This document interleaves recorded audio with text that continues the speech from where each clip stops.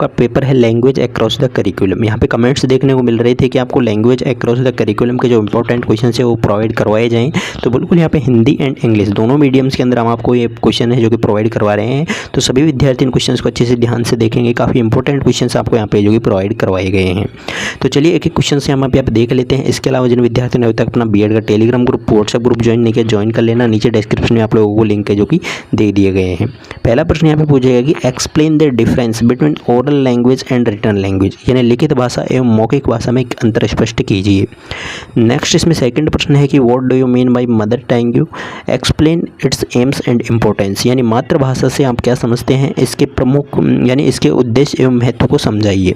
Third प्रश्न यहाँ पे पूछा गया है कि what are the reasons of incorrect punctuations, give the remedies to solve the problems of incorrect pronunciation. तो ये आपके दिया गया है। यानी अशुद्ध उच्चारण से आप क्या यानी अशुद्ध उच्चारण के क्या कारण है, अशुद्ध उच्चारण की समस्याओं को कोई समाधान हेतु उपायों के तरीके बताइए। फोर्थ प्रश्न है कि राइट एन ऐसे ऑन लैंग्वेज लैब, यानी भाषा प्रयोगशाला पर निबंध आपको लिखना है।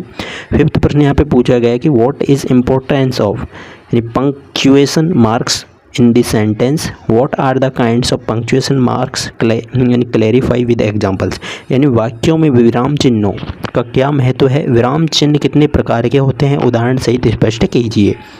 अगला प्रश्न यहाँ पे पूछा गया कि what do you mean by reading skills, what is the importance of reading skill, describe the role of teacher in developing reading skills of students, यानी पठन कौशल से आप क्या समझते हैं, पठन कौशल का क्या महत्व है और विद्यार्थियों में पठन कौशल के विकास में शिक्षक की भूमिका का वर्णन है जो कि आपको करना है। अगला प्रश्न यहाँ पे पूछा गया कि explain the principle of language teaching, भाषा के सामान्य सिद्धांतों को समझाना है।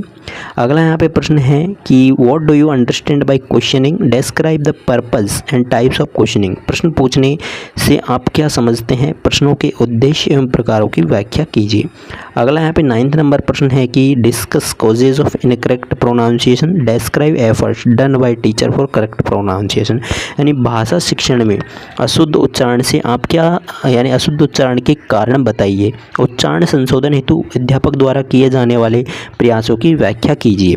नेक्स्ट प्रश्न है कि what is importance of language, difference between written and oral language explain, भाषा का क्या महत्व है, लिखित भाषा एवं मौखिक भाषा में क्या अंतर है, आपको ये समझाना है।